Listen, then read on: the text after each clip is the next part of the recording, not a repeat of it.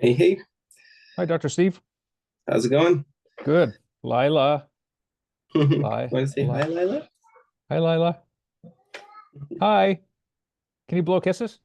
Mwah. What a She just cutie. stares at the screens. How's it going? It's going well. You got a lot of fun stuff coming up here. Yes. Yeah. Your mind must be going 100 miles an hour. Definitely. Yeah. Yeah. Yeah, we're staying up late talking about and strategizing and Yeah, sure. yeah, it's fun though. That's good. Well, this Yeah, is, I mean, it's moves like this that like that create growth. It's sometimes you gotta go into the unknown and create a little bit of uncertainty and work your butt off, and that's what happens. that's right. Good. Yeah. That's right. All right, guys. Good morning. Morning. It's iPhone 80. Big number. That's Tony. That's Tony with his new iPhone.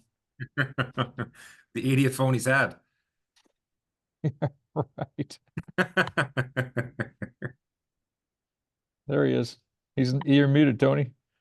There we go. Unfortunately, yes, that's when your 14-year-old breaks multiple phones.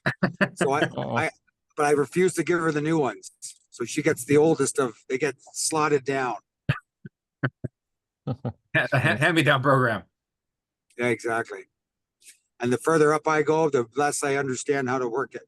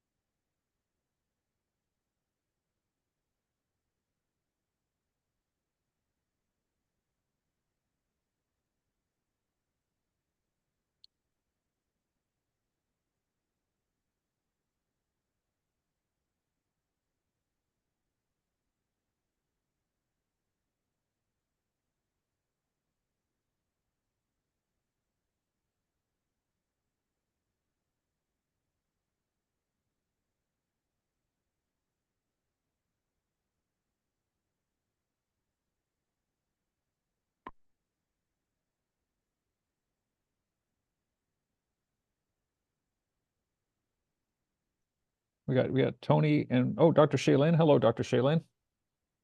Good morning.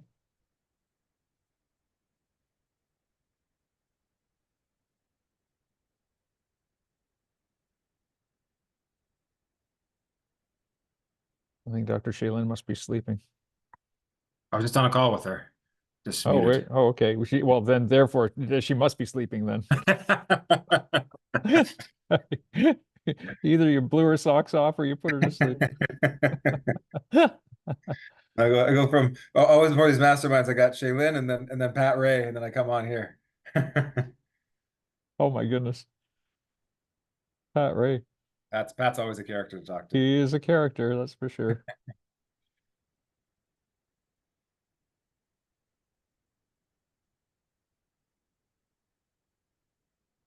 I'll just give it like another minute and then we'll get rolling here. We are in July, so maybe people are on holiday. Right.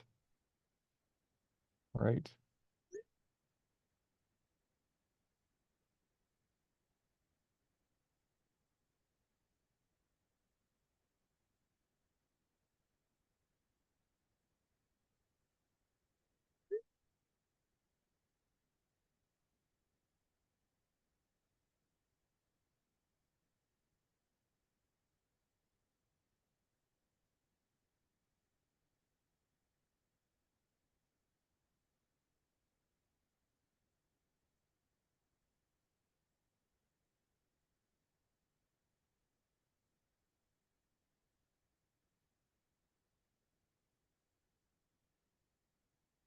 Guys, give me one sec.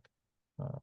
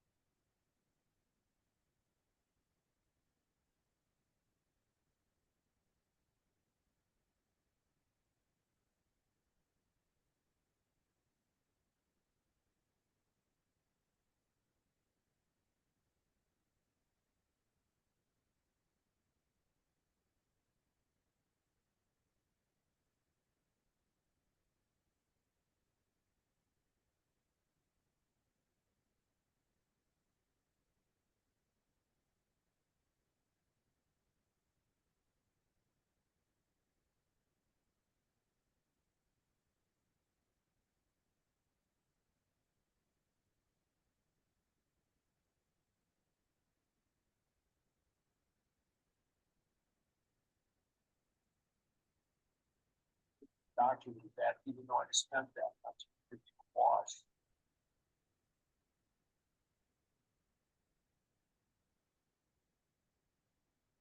You good, Cole?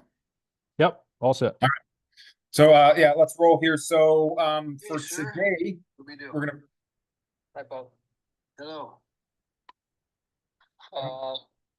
Just you have to just share your screen, if you can. And good. like go to your Facebook. Facebook. is that Sorry. you, Cole?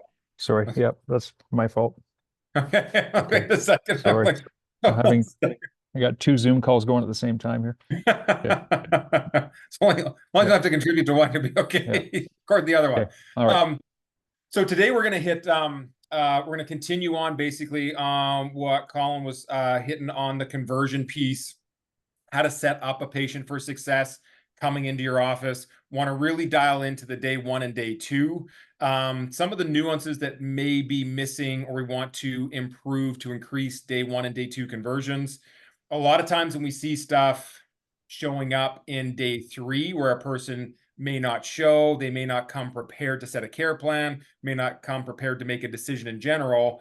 There's a lot of day 1 and day 2 stuff that's happening there. So we're going to focus on these pieces, going to be a tiny bit of training and then more discussion around some of these pieces.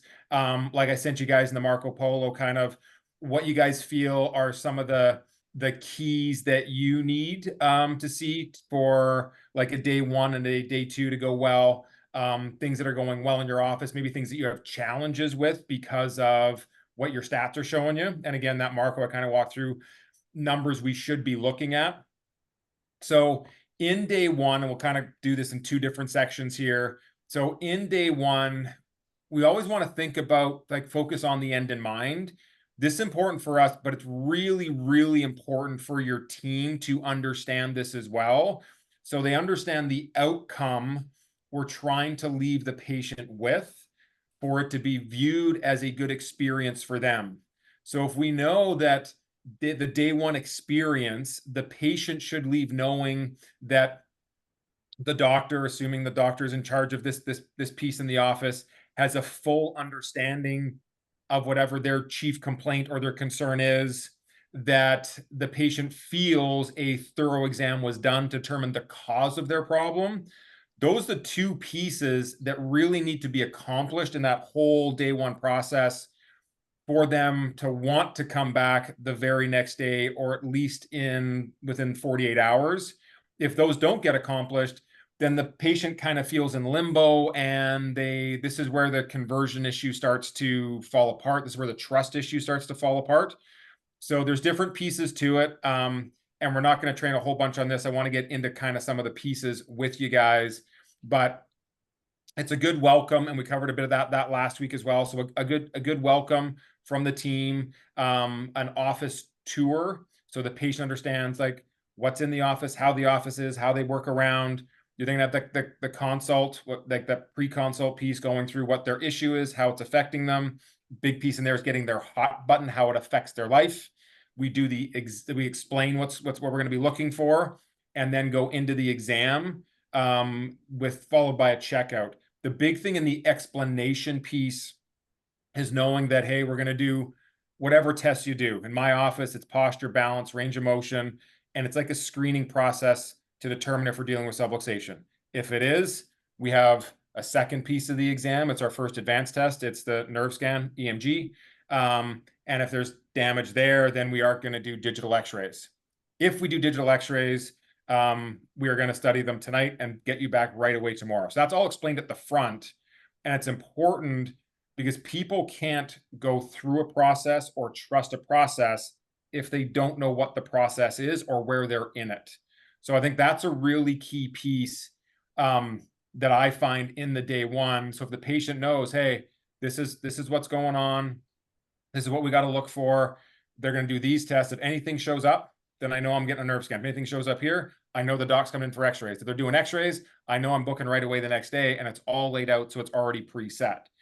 Now, going back to you guys then, in your day 1s, what do you feel is a key piece in the day 1 for a patient to have a good experience and getting back for day 2?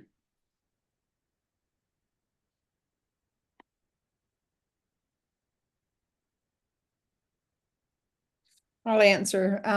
I think that they need to feel that they're listened to. Yeah, I find on the day one that it's, I mean, yes, explain everything, explain what the process is so they know what to expect. But then to sit back and listen and gather the information and just let them feel heard. Because so many people come into our office and they don't feel like a healthcare professional has listened to them, especially in the medical profession. They feel like they've been brushed off. And then I also find being very thorough. So doing things that other people haven't done. So we've had people come in from other chiropractors and they said, oh, I've never had an exam before. And I'm like, what do you mean you've never had an exam before? But they just come in, they run their hand down their spine and then they adjust them. Like there's no explanation, no process. So I think all of those things kind of create that connection, that rapport with patients so that they're excited to come back for day 2 because they feel confident that we can help them. And they feel confident that we've actually listened to them and done a proper examination. Yeah, does anyone else notice that when, like, we anchor in a lot in the goal today is to find the cause of your problem? Like anyone else find that, like, when you say that people are like, finally, right? Like we notice that all the time, that like when you talk about Dr. Shaylin, like they feel brushed off from the medical system because it's just like, oh, this is what it is without doing any tests, and here's a pill or here's or whatever, or just deal with it, right? That's a big piece. And I think it's also then, like you said, listening to them. We need to earn the chance to explain subluxation, right? So until they've had a chance to, where they feel they've been able to explain their problem, we can't tell them what we feel we need to look for, what, their concern, our concern is. Anyone else, big things they look for, or they know that it has to happen in day 1 for day 1 to go well?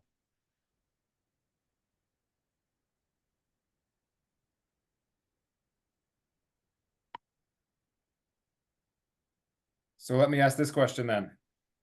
Dr. Stephen, how do you handle when someone cannot come back for their day 2 within 48 hours?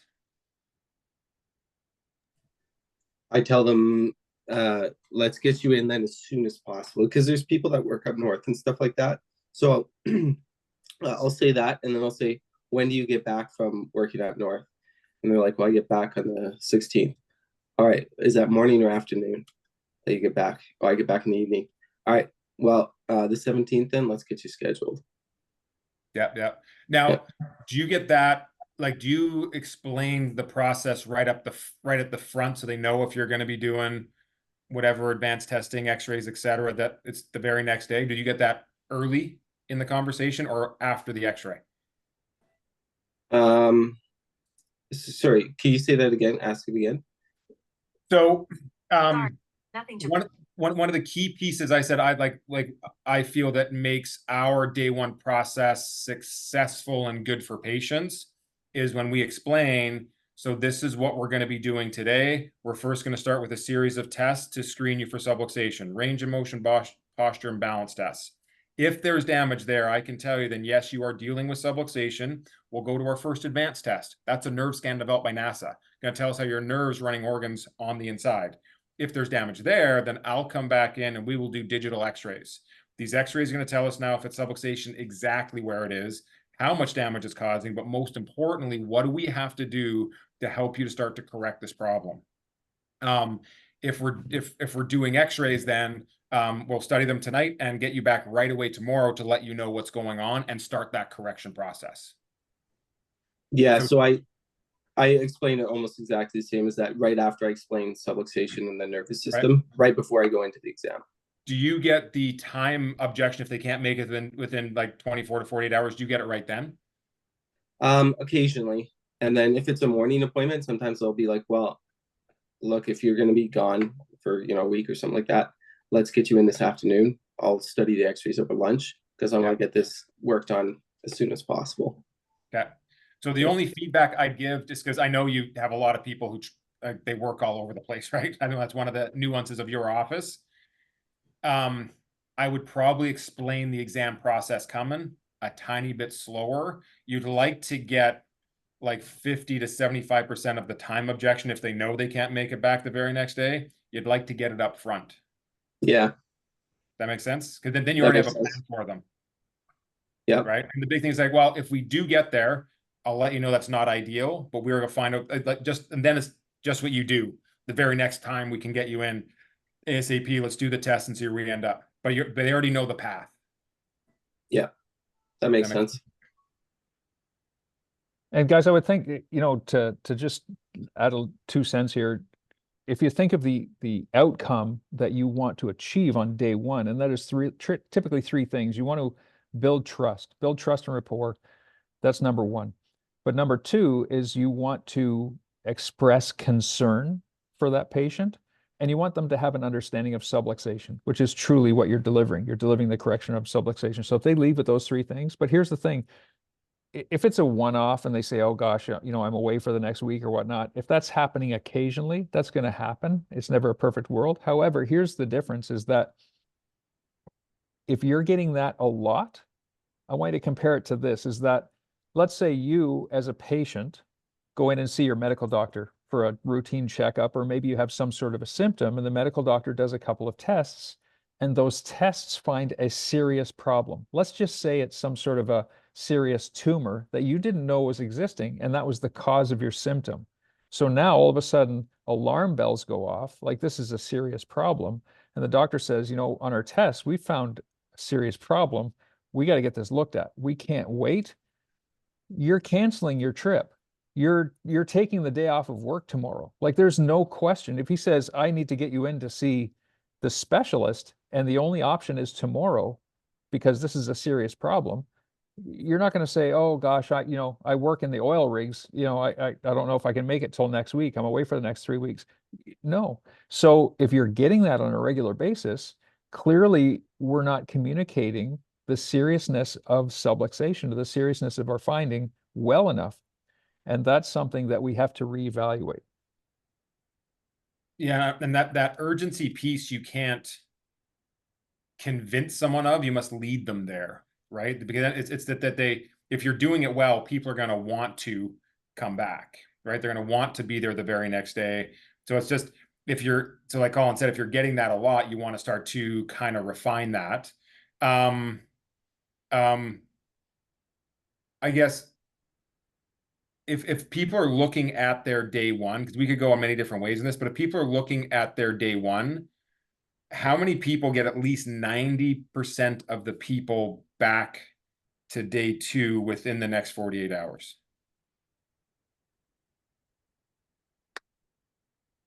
Well, and I would ask, so how many people are actually keeping track of that stat? I mean, I've had 2 conversations lately with 2 of you that are on the line here about getting those stats together so we can have a call about that.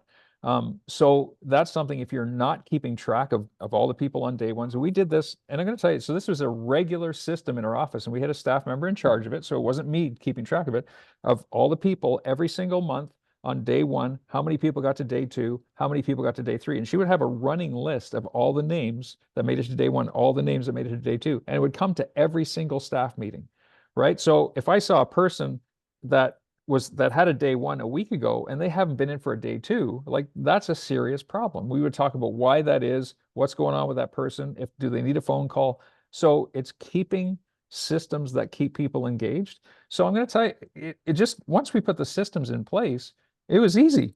Like everything just kind of flowed. It was easy. Like building a big, busy, successful, profitable office was easy because the systems were in place. So if you're on the struggle bus and you can't seem to get where you want to go, or your collections are going down, clearly those systems are not in place, because it really is easy when you put the systems in place to keep track of all that stuff. So then if there is people on the line who struggle with that, what's the struggle with keeping the stat?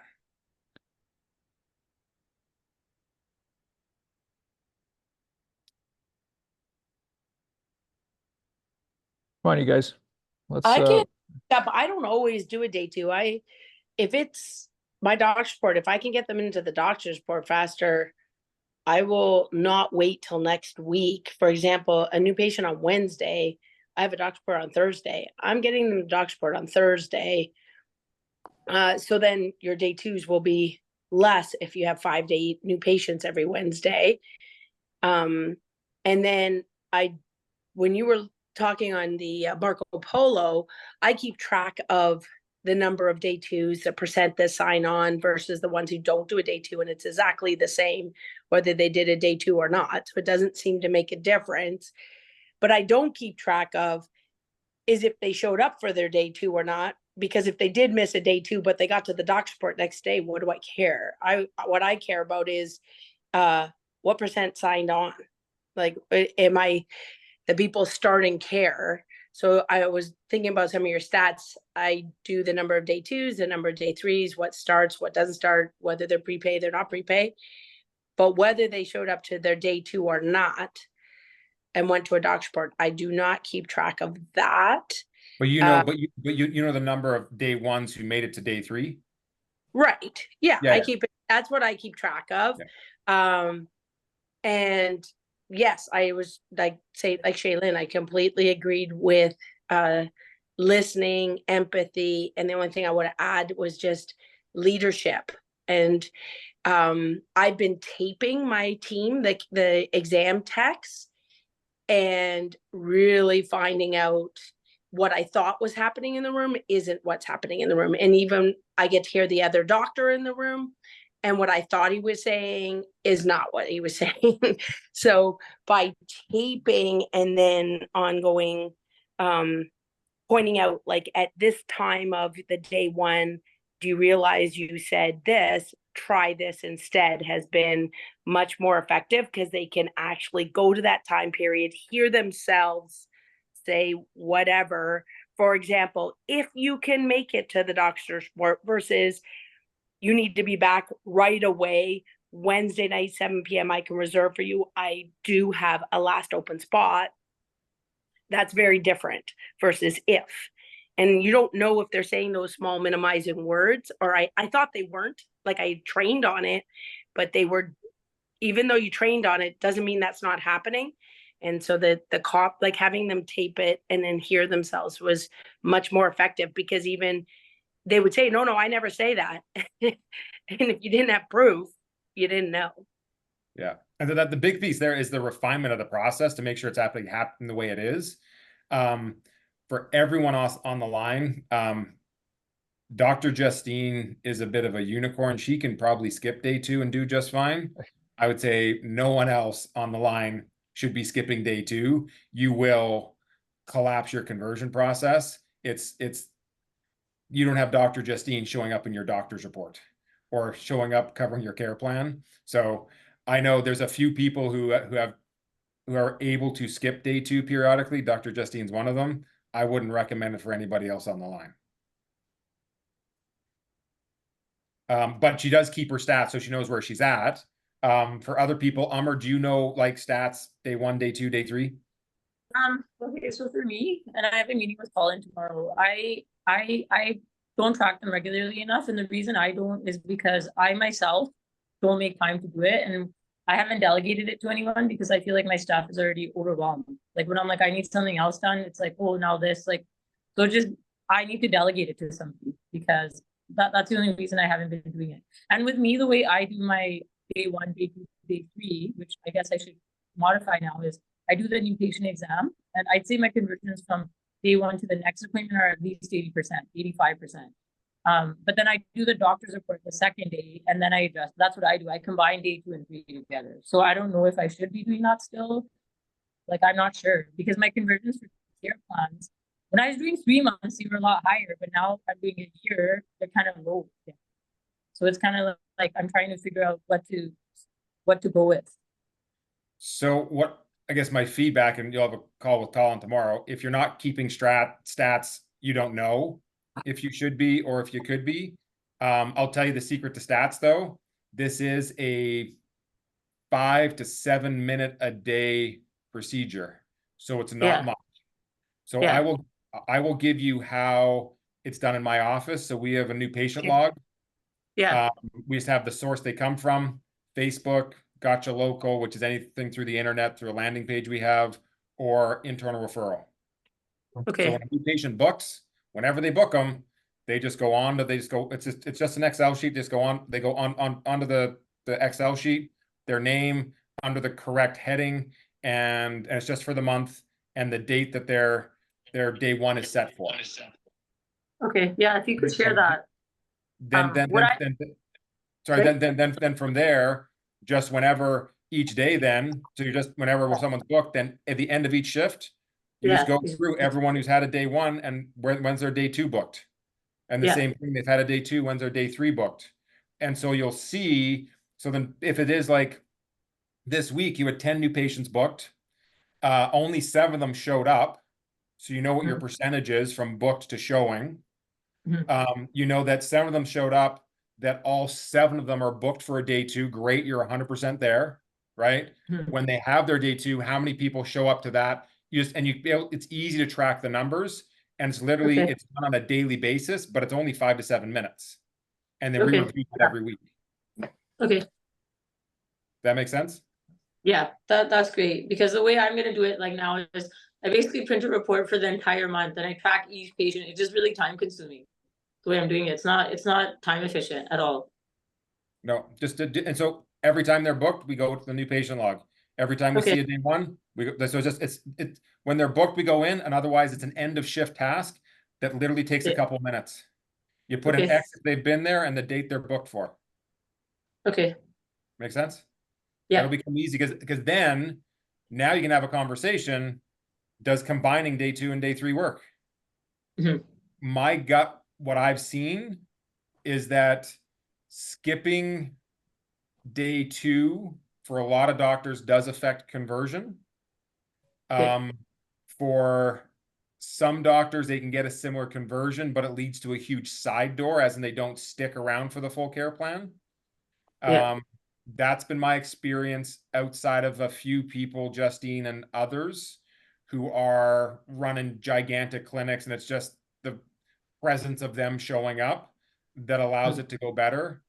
For Okay. like 98% of doctors, it should be a separate day one, separate day two, separate day three. Even if it is like there's like a crisis going on, like Stephen might do, someone's going away. Day one might be Monday morning, and day two might be Monday afternoon. Yeah.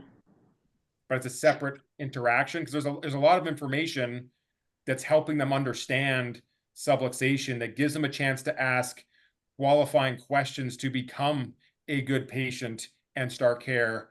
That if we pile it all into one, it's too collapsed, and a lot of times it leaves them with unanswered questions they didn't even know they had down the road, which affects their buying situation. Okay, that makes sense. Yeah, so Brian just nailed it, is that, you know, for those of you, and I know some of you still are just doing like a report of findings on day two, and you can probably increase your conversions with that one person, but here's the, at a loss of not getting families in, not getting the spouse supported, and your retention will go way down. So you wonder why people are leaving through their care plan or not re-signing onto a care plan. Well, that's exactly why. You know, so that's one thing to develop. And Amar said something really interesting, and I want to dissect that a little bit, is that she said her staff was overwhelmed. Anybody else feeling that? Like, put a 1 in the chat if you feel your staff is a little overwhelmed. And there's 2 parts to this, actually. So, you know, if you're feeling that your staff is overwhelmed or overworked, number one, it's because you haven't put the systems in place to monitor these things.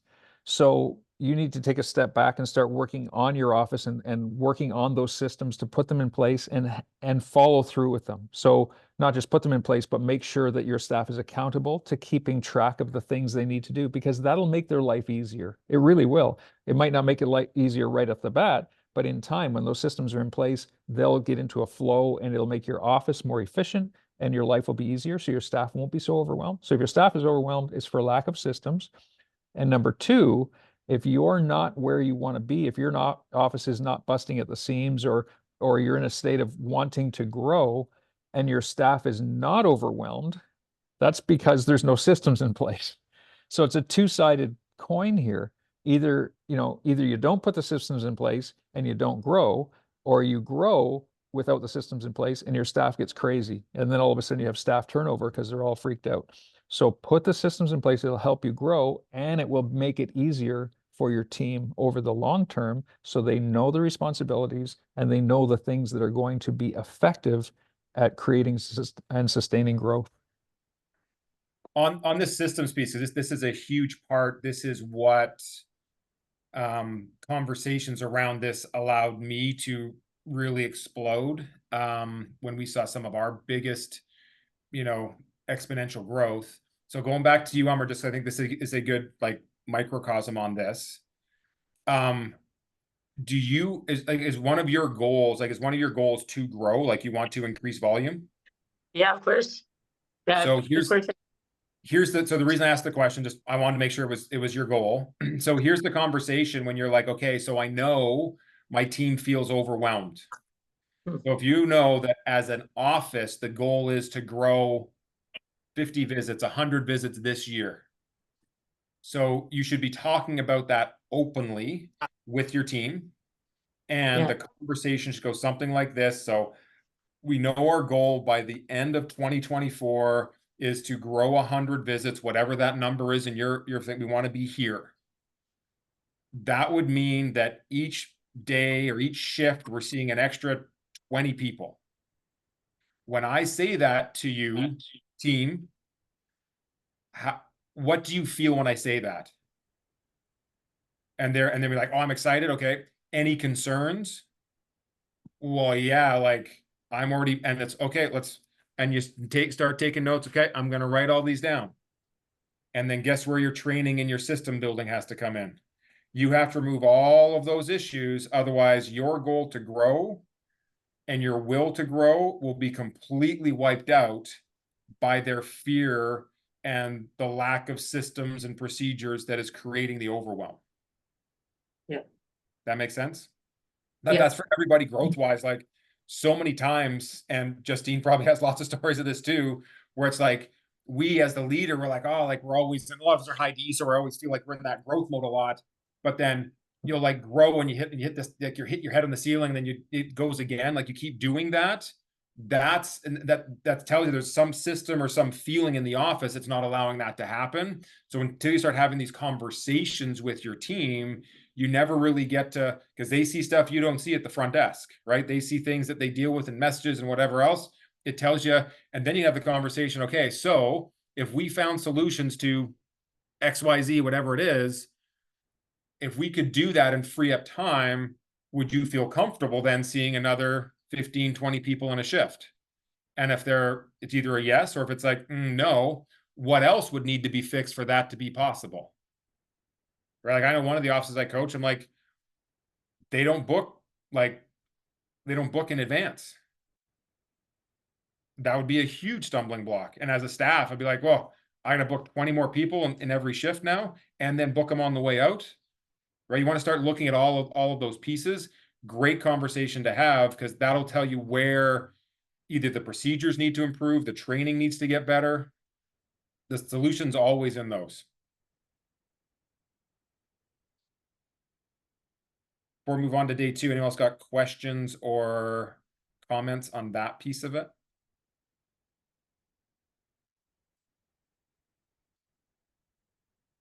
So then the second piece here to this is day 2. So day 2 should be happening, or if it is, you're skipping day 2 for this model right now, their next visit should be within 24 to 48 hours. If it's not, there is zero urgency. And I can tell you, like I'm very good at keeping stats. That's a big reason why we're able to refine so many things. I can tell you the people who don't make it, or we've seen that happen, their conversion rate is incredibly lower than people who make in the first 24 to 48. It can be sometimes the quality of the patient. It can be a lot of times more so the quality of how we set up the interaction, from the whole lead conversion to getting them to day 1, and then what happens in day 1. So in day 2, the primary piece in day 2 is the patient needs to leave. In day 2, they need to know that the cause of their problem's been identified. And it's called subluxation, but the cause of their problem has been identified. They need to understand there is a specific process to fix it or correct it, and they need to know where they are in that process. So when we look at the big pieces to that then, so the problem's been identified, it's subluxation, it causes your neck pain, but also, again, it affects organs. It's more than just your neck pain, right? There's a specific process to fix that. There's going to be specific adjustments, and we're going to do an x-ray after your first adjustment to see how fast you correct so we know what care plan you need. And we have this complete report of findings for you to understand what's going on, get the best results out of your health, and you should be coming with your spouse for that. And this is where we go through a care plan. So they're like, okay, so I'm gonna get adjusted today. I'm gonna get to go through all my x-rays tomorrow, Wednesday, Monday, whenever your doc's report is, right? And I know I should bring my spouse. So they know the path, right? Questions, or what do you guys feel is your, like, is a key point to make day 2 go well for you? Tony, what do you feel is an important piece of day 2 for you?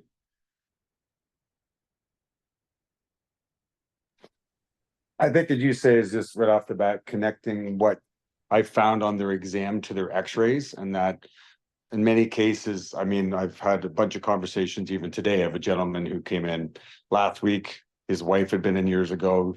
He had torticollis, couldn't move his neck. Adjust him. He comes in today and goes, "Oh, I had a muscle spasm."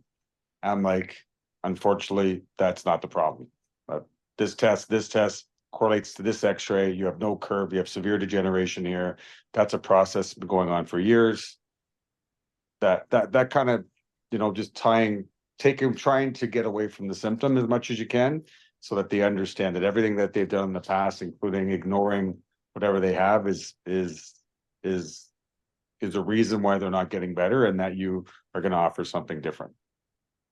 Well, and that's a big piece, right? So you explain, hey, you got a 10-degree curve in your neck, and there's arthritis from C3 to C5, crushing the nerves and the spinal cord. Does that make sense why you're getting the neck pain and the strained muscle?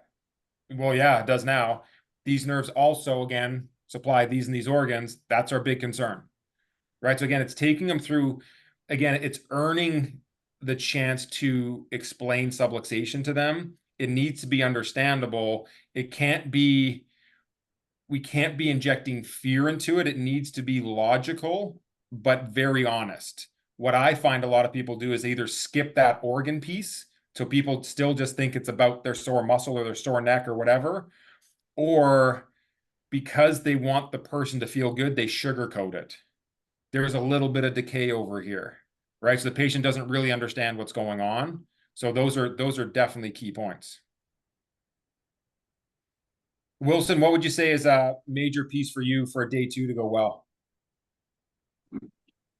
I think for me is when I'm able to get them to understand like what's going on with their problem, and they actually do decide to go with doing the correction potential film, right? Because we still give them that option of whether they do it or not.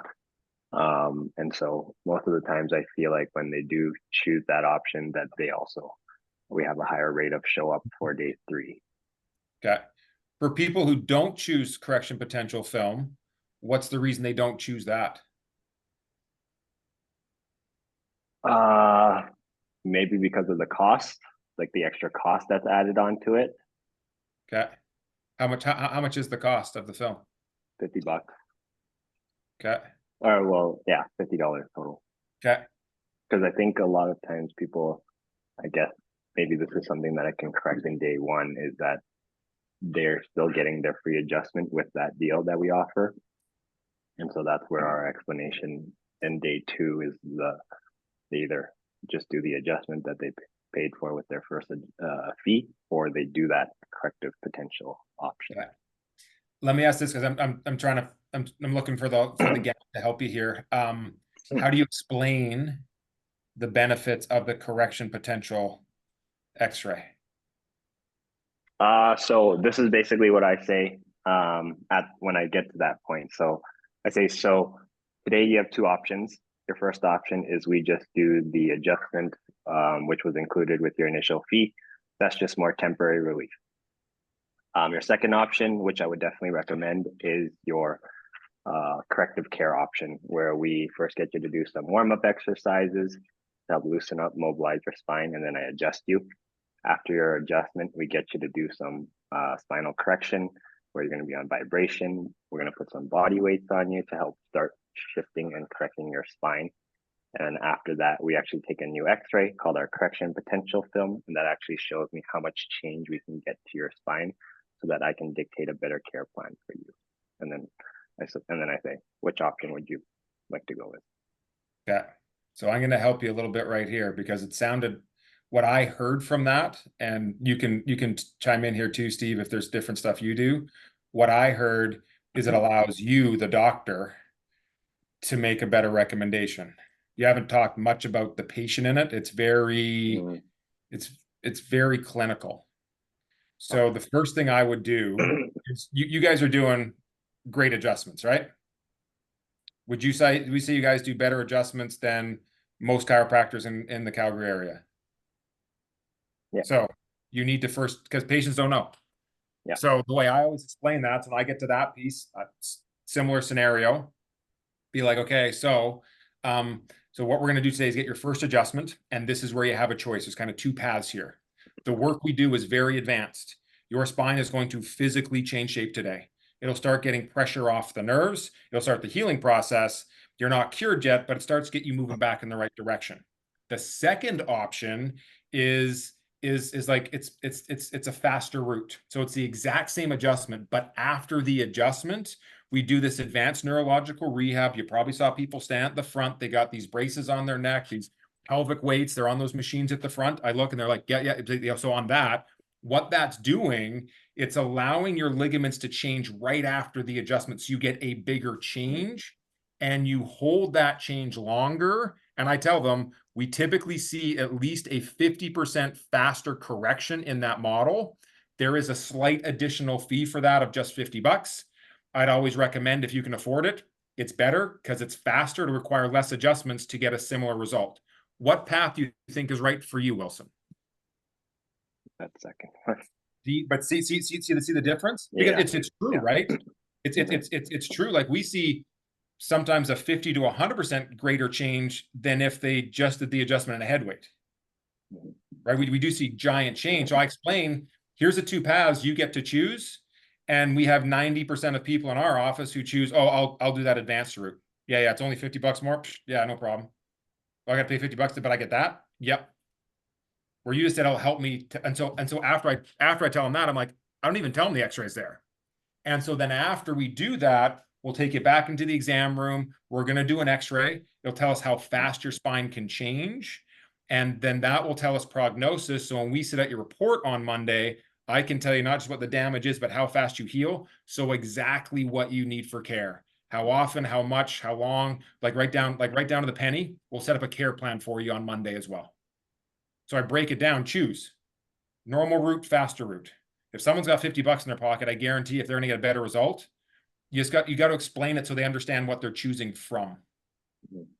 That makes sense. Any questions around that for anyone else doing a stress film or advanced? That was really good. Thank you. Another piece to day two, and then we're gonna wrap up unless there's questions past this.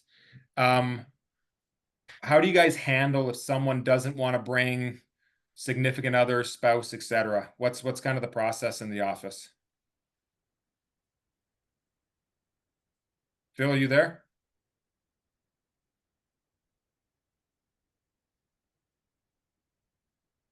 Yeah, I'm just slow on pushing the buttons here. That's okay. So yeah, this is definitely an issue in my office. Is I'd like to see more.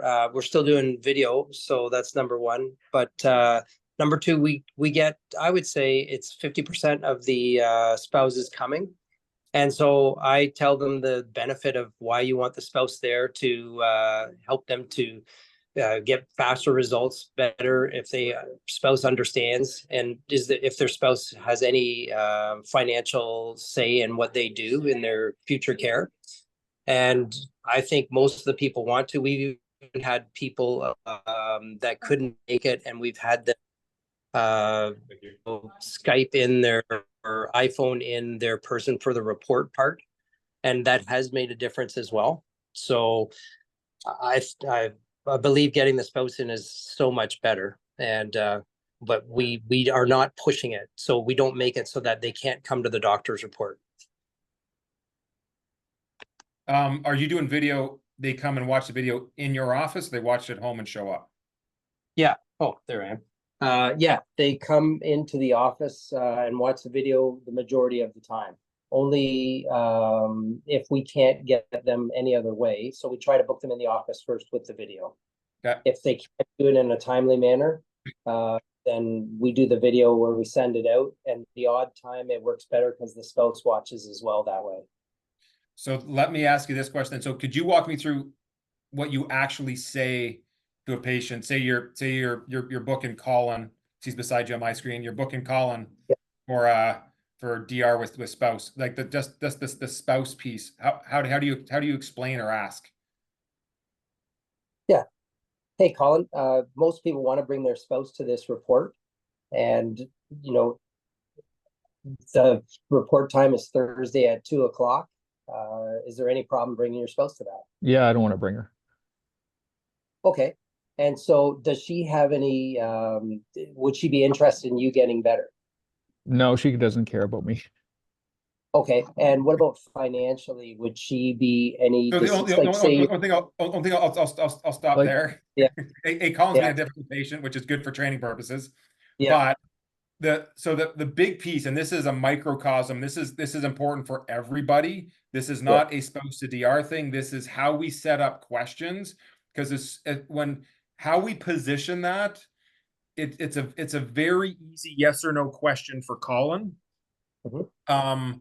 And then all of a sudden now you're on the defensive and you're trying to convince.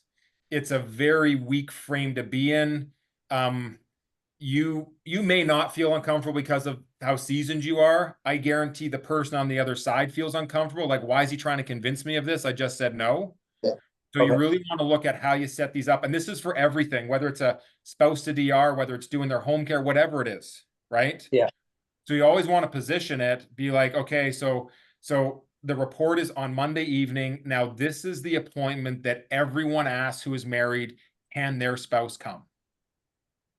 You didn't say that people should. I'm like, this is the report that everyone asks if they have a spouse, if they can come along. Doing this now, and you can say even more years than I do, but doing this now for over 20 years, I can tell you we 100% recommend that every single time. If people have the people they kind of lean on for health and decisions, that they always get better results. So we have both you and your wife booked for Monday at 6:15 p.m. Would she need a doctor's note or anything to come along with you? Or does that time work for her? I like, Colin can't say no. Colin at that point has to be like, well, we don't really have that type of relationship. Well, my wife lives out of town. Well, whatever. Right now, but now it's a conversation versus like, no. Because what are you left with now? Right? Like you don't have very much to feed back. And I would even add, you can pre-frame this on day one by one of your questions on day one and just saying, is that this problem that you're having, how is that affecting your relationship with your family, especially with your spouse? There's a great question. So, it's, she hates the fact that I'm in pain all the time. It's affected our love life. It's affected all kinds of different things. We can't go anywhere. We used to go on walks, all this stuff. Well, so she's probably very committed to you getting well. If your wife had a serious health problem, or if your wife was diagnosed with a serious health problem, would you want to be there for her to go through the testing and find out the best route to get this corrected? Of course you would, right? So we're going to invite you to bring her and Brian framed it perfectly. This is where everybody asks if their spouse can come. So if you pre-frame it the right way, you're basically giving them a rhetorical question that of course they would want their spouse to be there. So and we're not a no spouse, no DR office. We do highly value it. And I have a personal story of a patient who started without a spouse and then had to leave care because either they were staying under care or they were getting a divorce. It got to that point, like 7-8 years into care, like it was a long time into care. So I have a big reason based on why it's good for the patient for their spouse to be there. So you need to figure out why it's important, why you feel it's important for the patient sitting in front of you. This is not a benefit of the doctor, a benefit of the office. It is a benefit for the patient. Until you figure that out, you're likely going to struggle with it.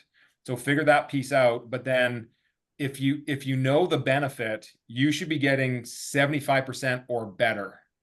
And if you're not, then how you explain this, just like we went through, like how to explain like the corrected potential x-ray, you're not framing it right. You're not showing them the advantage to them, why it's in their benefit.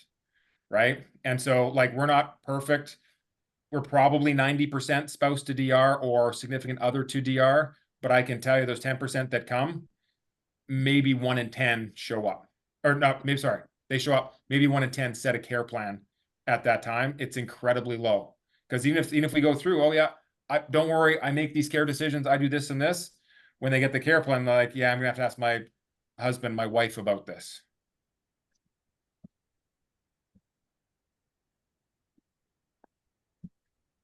Anything else there, anybody?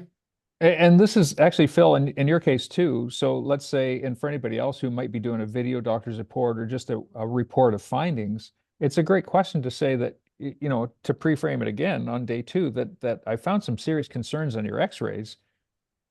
Who's your most important person in your life that you would want to bring in for support to help you when we go over these x-rays, make decisions about what we're going to do as far as care goes? And that's a great way to pre-frame it. So, I think it's all in the pre-framing, because if you wait till the last minute to say, oh, would your spouse like to come, or we recommend that you bring your spouse, in most of the cases it's not serious enough for them to say yes. I don't know if you thought a chat comment, but I forget, was it Erdmeyer or who it was, but whoever it was, I thought it was really good. What does your wife think about you being, maybe it was TJ. What does your wife think about you being here? Right. Husband. And and that's another pre-frame, and you get their mindset even going into day 2 as well. Great question. And the odd person. Yeah, so if you're not getting like a good 75+% of significant others coming, you want to be looking at, so how am I framing the question? Where do I need to plant the seeds earlier so it's not a surprise, right? How do I understand the relationship and the dynamics? How I'm going to help this person in front of me the best, right? So going through these, number one, keep your stats so you know where you are, right? If you don't know, you have no idea where the gap in your bucket is. You have no idea where you need to get better to actually help the people that we all said we're here and we're training, we're investing this time because we want to help more people, right? Keep the stats. Big thing from day 1 to day 2 is it should be within 24 to 48 hours. And if coming from day 2 to day 3, it should be the very next report you have. And if they have a significant other, it should be 75+% of the time they come with that significant other. And it's not because you forced them to, it's because it made sense for them to bring them. All right. Anything else, Colin?